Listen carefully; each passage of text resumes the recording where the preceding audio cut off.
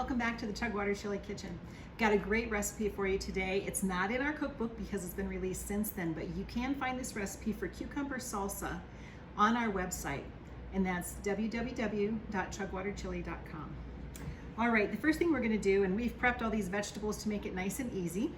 We have 2 cucumbers, all chopped up, peeled and chopped up, so you don't have any of the bitterness in the skin. And we have 3 Roma tomatoes. And with these tomatoes, we've gone ahead and de-seeded them and chopped them. And we have a large red bell pepper that's been diced. We're going to use 1 tablespoon. Well, I guess you could use 3 tablespoons if you really love garlic, but 1 tablespoon of minced garlic. And it's easy to do it out of the jar. If you have fresh, that is just fine. We have half of a large red onion diced.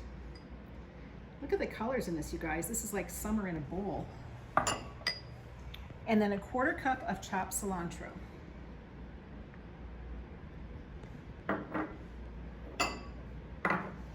And these are, this is the juice of about 1.5 limes that's been squeezed to about 3 tablespoons.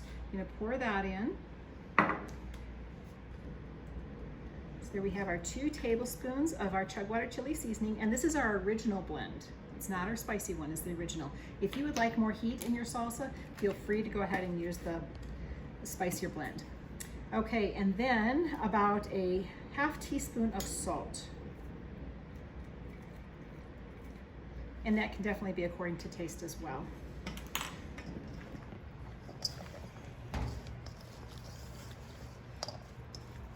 So go ahead and mix it all together. You can use it right away, or you can let the flavors melt for a little while. Just keep it in the fridge while you're doing that. But what a fantastic dish to bring to your 4th of July picnic. Thanks for stopping in. I hope you enjoy this great cucumber salsa.